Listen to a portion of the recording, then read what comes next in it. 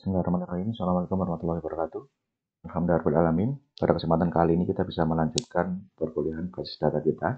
Dan pada kali ini kita akan membahas mengenai normalization and business rules, yaitu database foundation section ketiga bagian ketiga. Adapun objektif atau apa yang perlu dicapai di akhir pembahasan. Yang pertama adalah explain normalization, jadi menjelaskan apa itu normalisasi. Kemudian menjelaskan apa itu bentuk normal, ya, dari normal form. Kemudian use normalization to validate data, melakukan atau menggunakan normalisasi untuk memvalidasi data.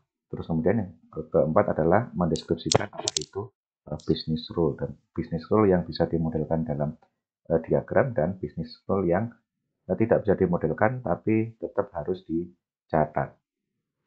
Oke, kita akan masuk di pembahasan pertama, yaitu normalisasi ya. Normalisasi adalah the process of organizing the attribute and tables of a relation database to minimize redundancy. Jadi mengorganisasikan bentuk atribut dan tabel gitu ya dalam relational database. Tujuannya untuk meminimalkan redundansi. Helps in handling insert, update, and delete anomalies, ensuring a better performance of the database. Jadi dia meminimalkan anomali-anomali pada insert, update, dan delete. Jadi sebagai ilustrasi di sini kan ada ini ada satu single tabel gitu ya. Jadi database atau penyimpanan data yang modelnya single table. Semua kolom dituliskan dalam sini ya. Nah, bentuk yang seperti ini itu kan nanti ada kolom yang recordnya kosong, seperti waktu penjelasan flat file dulu gitu ya. Ada yang kolomnya kosong, ada yang setiap kolomnya harus diulang-ulang, redundant akhirnya. Nah, untuk menjamin itu tidak terjadi, maka diperlukan normalisasi. Ya, artinya apa? Satu tabel itu hanya satu pembahasan saja, supaya tidak ada data yang redundant secara berlebihan, gitu ya, atau tidak ada record yang kosong. Ya, di tabel tidak ada record yang kosong untuk meminimalkan itu ya. Kemudian masih why should you normalize data ya. Yang pertama, reduce redundant data in the existing design. Kemudian increase the integrity of data and the decision stability. Eliminate other types of data inconsistencies and anomalies. Kemudian identify missing table, column, and constraint. Jadi normalisasi diperlukan untuk tujuan-tujuan tersebut.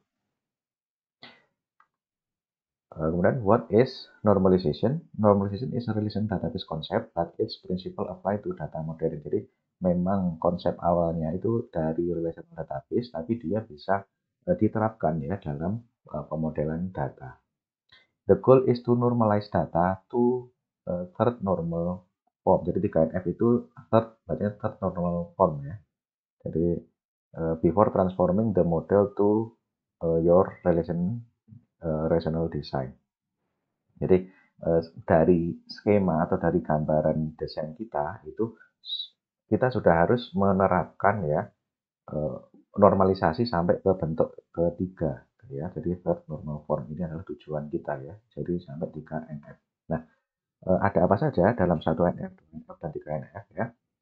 Di sini ada rule yang menyebutkan atau kalau kita bentuknya sudah ini berarti dia bentuknya sudah 1NF gitu ya. Oke, jadi all bentuk 1NF yang seperti apa? All attribute must be single value. Jadi seluruh atribut, instance atau record yang masuk ke atribut itu bentuknya harus single value. Tidak boleh ada multi value atribut. Atribut yang nilainya banyak. Gitu ya. Kemudian bentuk kedua itu an attribute must be dependent on its entities entire UID. Jadi suatu atribut itu harus dependent atau bergantung ya untuk kepada seluruh UID entitasnya gitu ya. Jadi atributnya itu harus pembahasan atau bergantungnya itu hanya pada entitas itu saja. Kalau pembahasannya beda ya berarti dia harus dirubah gitu ya. Harus dirubah. Kemudian yang third normal form ya. No non-UID attributes can be dependent on another non-UID attribute. Tidak boleh ada atribut yang non-UID yang dia itu bergantung ke atribut non-UID yang lain gitu ya. Nah, ini adalah deskripsi umumnya. Nanti kita akan bahas satu per satu secara lebih detail bagaimana penerapannya. Oke, uh, types of normal form. Main types of normal form introduced by Code, Mr. Code ini ya.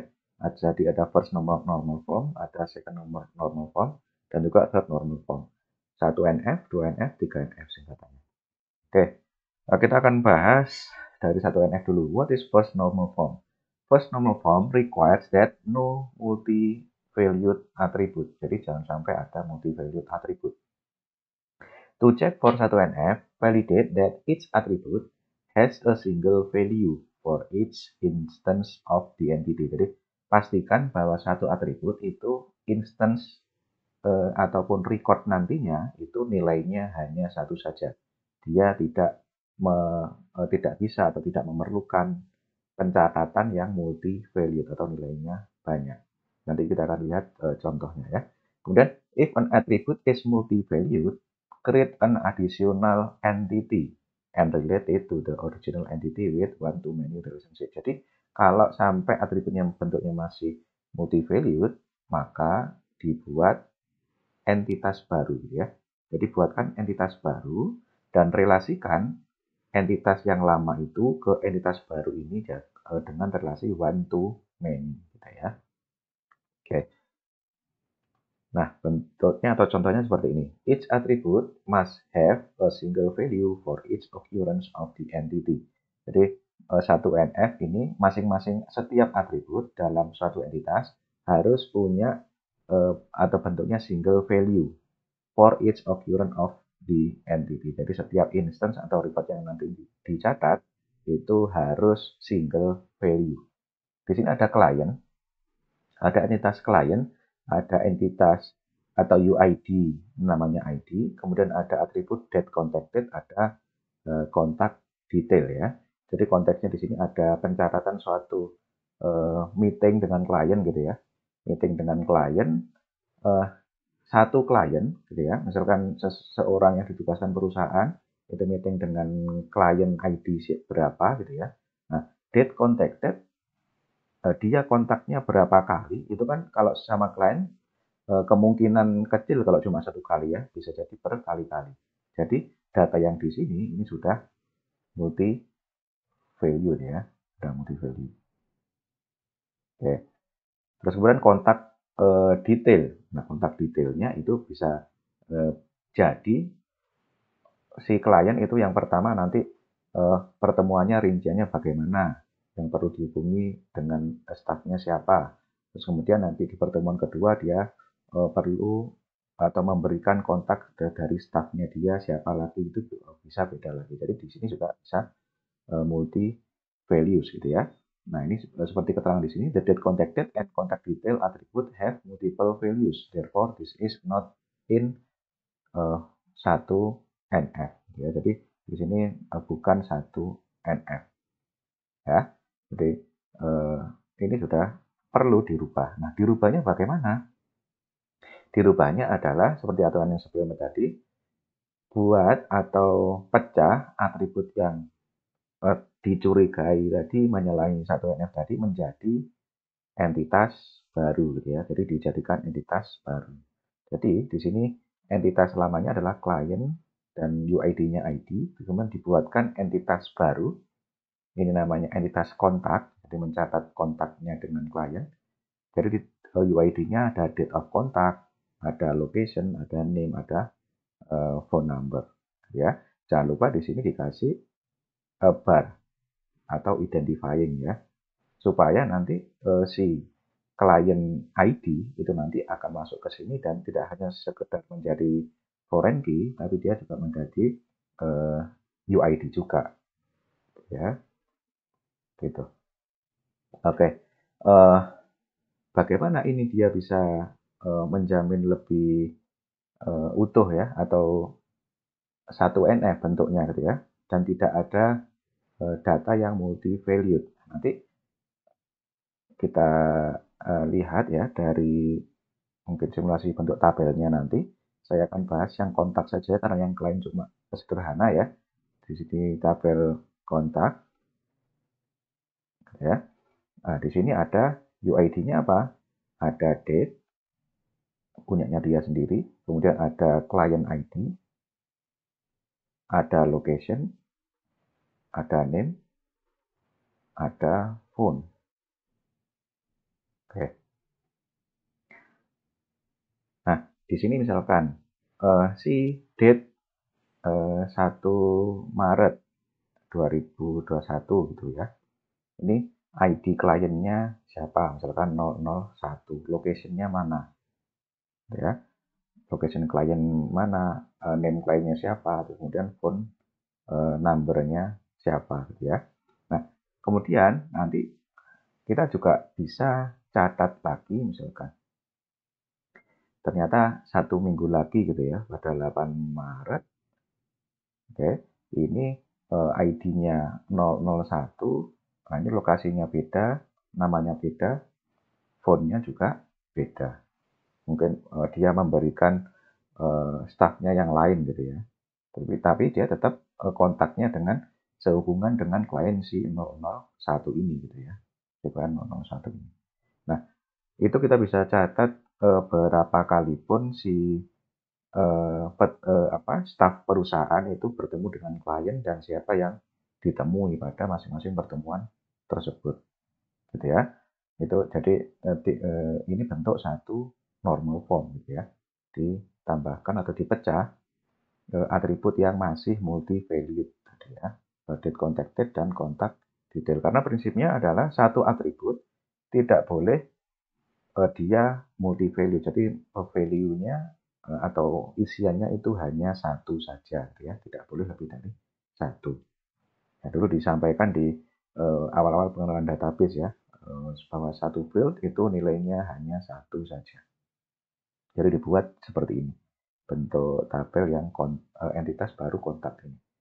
Oke, selanjutnya 2NF. What is second normal form? Second normal form requires that any non-UID attribute be dependent on the entire UID. Ya. Jadi atribut 2NF itu kondisi ketika atribut atau seluruh atribut yang non-UID itu bergantung penuh atau membahas atau be property of atau menjadi keterangan dari be characteristic of menjadi karakteristik dari UID entitas tersebut, ya. Entire kalau ada satu ya, berarti keseluruhan UID, gitu ya. Misalkan UID-nya komposit lebih dari satu, itu juga keseluruhan UID, gitu ya. If the UID is a composite UID, its attribute must be dependent on all part, gitu ya, on all part of the composite UID. Jadi seluruh atribut non-UID harus bergantung atau pembahasannya sesuai atau menjadi karakteristik seluruh komposit UID tersebut. If an attribute is not dependent on the entire UID, create an additional entity with the partial UID. Oke, jadi kalau ketemu satu atribut yang dia itu pembahasannya tidak sama dengan UID-nya, gitu ya, atau ya dia tidak menjadi atributnya, dia tidak menjadi karakteristik UID-nya, maka dia bisa dipindah dan dipindah ke UID yang ke entitas yang sesuai, gitu ya, ke entitas yang sesuai. Nah, kita lihat contohnya. An attribute must be dependent on its entities entire UID. Aturan kedua adalah setiap atribut harus bergantung pada, gitu ya, UID-nya yang ada di entitas tersebut. Bergantung pada ini bisa jadi tadi menjadi karakteristik, gitu ya, atau satu pembahasan, gitu ya. Oke, di sini ada entitas bank, ada entitas account, ya. Ada bank, ada account. Bank ini ada bank number, ada bank name. Account ada bank number, ada balance, ada date open, ada bank location. Nah, the bank location attribute is dependent on bank, not on account. Therefore, this is not in 2 normal form ya, move the attribute to the bank entity. Jadi si bank location ini dia tidak bergantung ya istilahnya ya, tidak bergantung ke uh, account number. Artinya apa? Bank location ini sebenarnya pembahasannya itu tidak tentang account ya, dia tentang bank pembahasannya. Oleh karena itu si bank account itu dipindah saja menjadi di sini. Jadi si bank account nanti akan jadi di sini gitu ya. Jadi bank account. Nah ini dicoret ya di sini. Oke. Jadi ciri bentuk kedua itu seperti ini ya. Kalau mungkin kita bisa apa bayangkan gitu ya. Karena nanti kalau ada atribut yang nggak sesuai pembahasannya dengan si UID-nya dia gitu ya, atau atribut tersebut dia bukan jadi propertiesnya si entitas tersebut atau propertiesnya si UID entitas tersebut. Patut dicurigai itu menyalahi 2NF dan atribut tersebut dipindah saja ke entitas yang sesuai gitu ya, pembahasannya dia tentang apa gitu ya. Itu adalah bentuk 2NF. Oke, kemudian bentuk 3NF. Bentuk ya, third normal form. The rule of third normal form states that no non-UID attribute can be dependent on another non-UID attribute.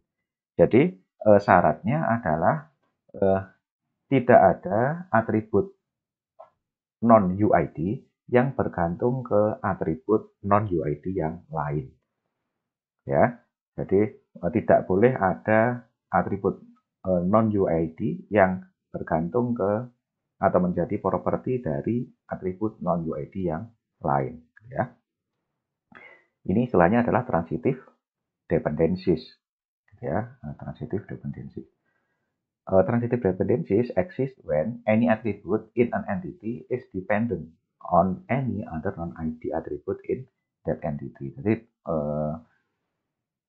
ilustrasinya mungkin seperti ini ya. Jadi ini adalah UID, terus ini adalah atribut 1, terus ini atribut 2, terus ini atribut 3 misalkan ya.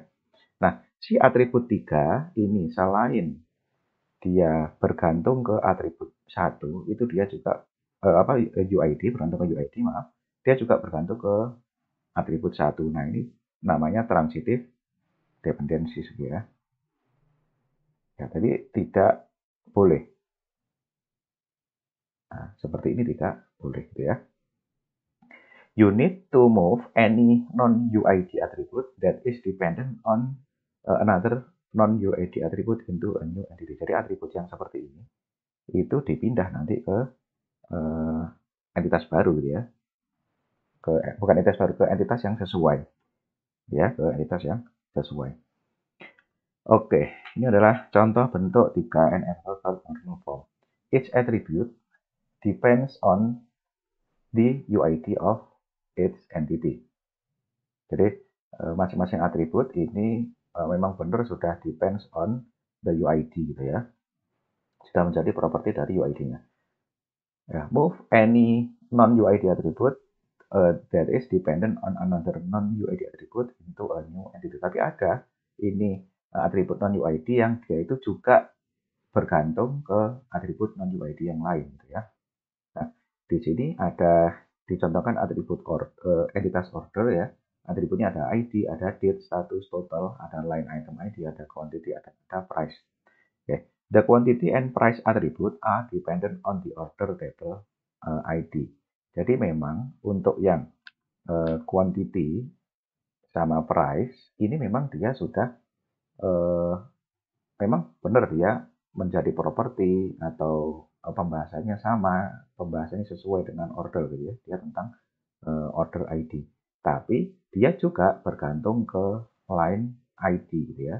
Dia juga bergantung ke line ID juga selain ke order gitu ya.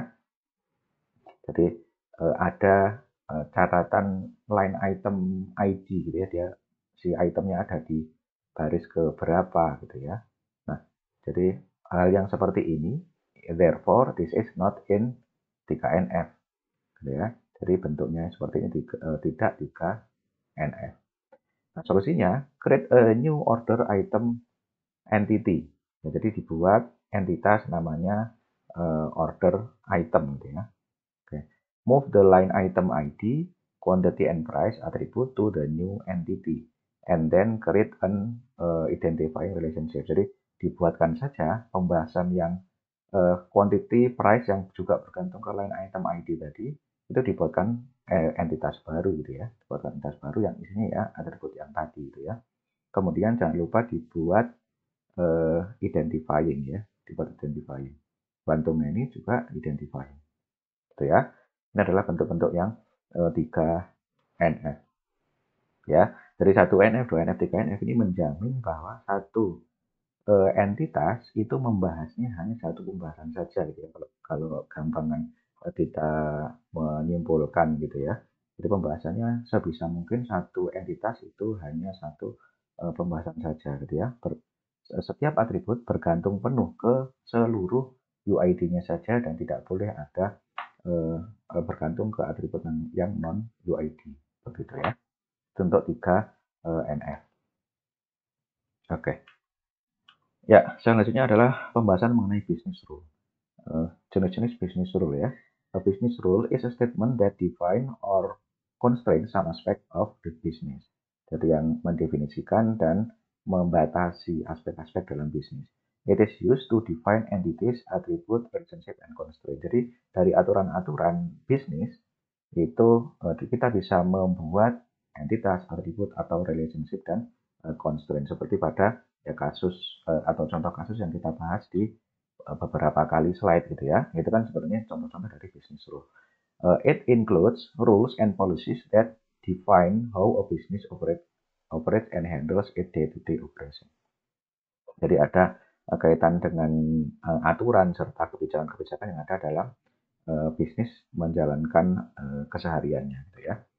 Kemudian ada dua jenis business rule ya, yang mana kita harus tahu bedanya karena nanti yang satu itu bisa dimodelkan, yang satunya itu bisa jadi tidak bisa dimodelkan gitu ya. Ada struktural, ada prosedural business rule gitu ya. Contoh business rule itu all orders must have a contact number, itu contoh dari business rule. Oke. Kemudian sumber-sumber dari business rule ini bisa jadi top management, stakeholder utama yang top management ya dalam suatu bisnis. Kemudian ada written documentation, ada prosedur, ada standar, ada operation manual. Kemudian ada direct interview with end user. Jadi aturan-aturan itu bisa ditangkap dari beberapa stakeholder tersebut. Plus juga ada dokumentasi tertulis gitu ya. Oke, sekarang kita akan bahas di jenis pertama dari business rule. Structural business rule indicate the type of information to be stored and how the information element relate. Ya, jadi dia mengindikasikan gitu ya informasi apa saja yang harus disimpan. Terus kemudian bagaimana informasi yang disimpan tersebut saling berkorelasi. Ya. Kemudian structural business rule detail a specific static aspect of the business. Jadi dia menjelaskan ya aspek statis dalam bisnis. Jadi tidak membahas behaviornya gitu ya, statisnya. This rule can always be diagrammed in the ERD. Nah, bentuk structural business rule ini yang bisa didiagramkan dalam ERD gitu ya. Nah, contoh structural business rule. A sales record include product, buyer, quantity, price, and discount. Jadi catatan sales, ya misalkan ada nota dan seterusnya, itu ada data-data tentang produk, tentang buyer, tentang quantity, tentang price, tentang diskon. Nah itu dia termasuk ke structural business rule dan ini bisa dimodelkan jadi seperti ini gitu ya, entitas serta atributnya. Kemudian bentuk yang seperti ini juga contoh business structural ya. All restaurant order must be handled by a staff member. Oke, jadi all restaurant order, seluruh order dari restoran ya must be handled by a staff member. Jadi order ini ada banyak gitu ya, must be handled by a staff member. Jadi seluruh order itu yang handle harus ada staffnya satu. ya. Jadi maksimal 1. Karena di sini ada orders, itu berarti staff 1 itu dia bisa menangani banyak, gitu ya. Bisa menangani banyak. Oke. Ini contoh structural business rule, gitu ya. Dia pasti bisa dimodelkan kalau business rule yang struktural seperti ini. Nah, ini case library dalam library ya. Jadi skenario dalam library. Is it reasonable or effective for two members to have the same member ID or no member ID? Ya. Apakah mungkin bahwa ada dua buah member itu yang punya member ID sama, atau bahkan ada salah satu atau keduanya yang nggak punya member ID? Nah, hal seperti ini patut ditanyakan ya. Jadi di aturan membership-nya itu boleh nggak kalau ada member ID yang sama, ya? Kemungkinan besar juga tidak boleh ya. Member ID juga satu orang dengan orang yang lain harus berbeda. Terus boleh nggak ada orang yang nggak punya member ID? Kemungkinan juga tidak boleh ya. Kemungkinan tidak boleh, harus punya member ID. Kemudian is it reasonable or effective for two book to have the same book ID number or no book ID number at all? Nah, kasusnya pada buku ya. Di buku, satu buku itu apa boleh dua buku apa boleh ada eh, member atau book ID-nya sama ya? Ya, kemungkinan juga tidak boleh ya, harus berbeda. Terus apa boleh satu buku itu tidak punya book ID? Ya, kemungkinan juga tidak boleh. Nah, ini adalah contoh-contoh dari structural rule yang perlu digali gitu ya untuk membuat desain. Oke. Setelah structural, jenis yang kedua ini adalah procedural business rule. Procedural business rule deal with the prerequisite, step, process, or workflow requirement of a business. Jadi dia kaitan dengan prerequisite atau prasyarat. Kalau mau menjalankan ini, nanti syaratnya harus ini, gitu ya. Kemudian step, langkah-langkah, urutan, kemudian proses, kemudian workflow requirement. Jadi ada kaitan dengan alur, gitu ya. Many procedural business rules are related to time. Contoh, event A must happen before event B. Jadi ada alur, ada prerequisite, persyaratan tadi ya. Contohnya adalah seperti ini. Event A must happen before event B. Kemudian some procedural business rule cannot be diagram. Jadi dia memang, kenapa kok susah didiagramkan? Karena memang di sini dia nggak bisa didiagramkan gitu ya. But must still be documented so that they can be programmed later.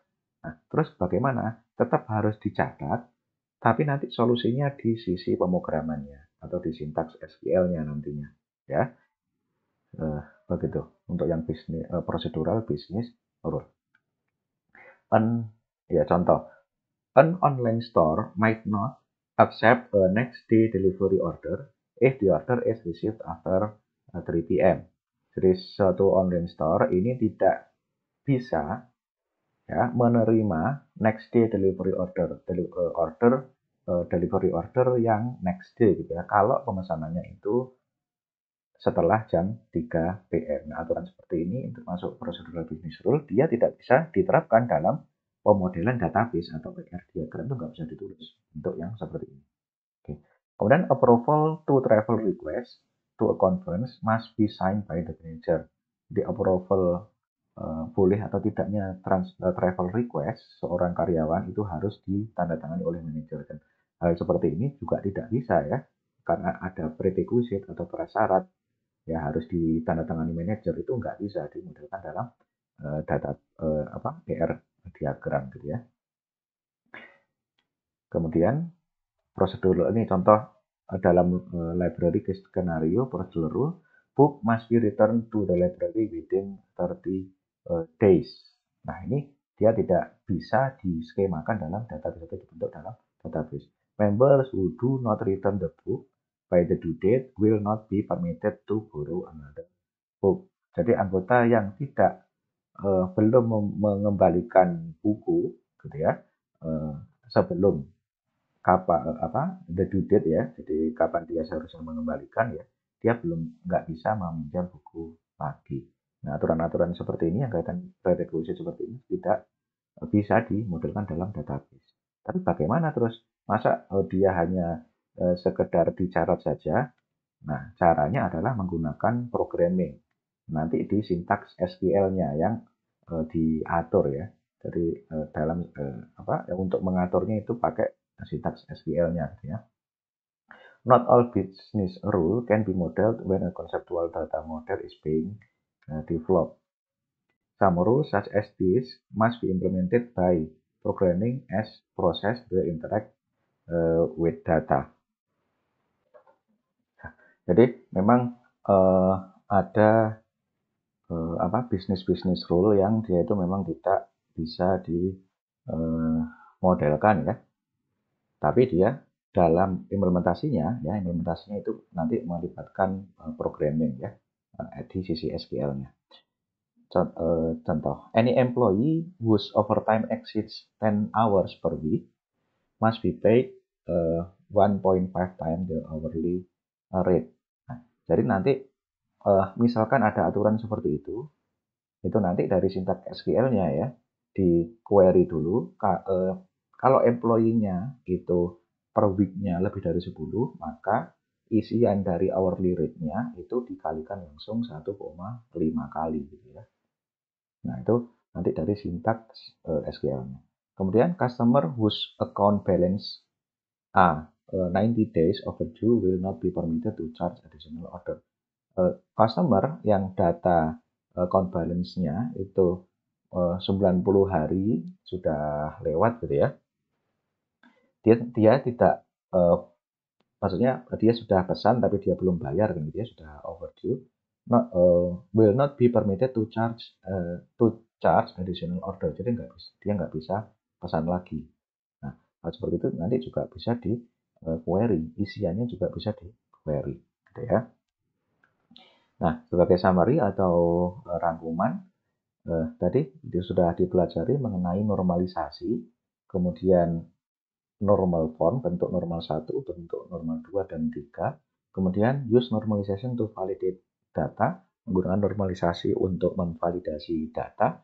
Kemudian mendeskripsikan business rule, mana business rule yang dia bisa dicatat, dimodelkan, atau business rule yang dia dicatatnya itu nanti di sisi pemrogramannya.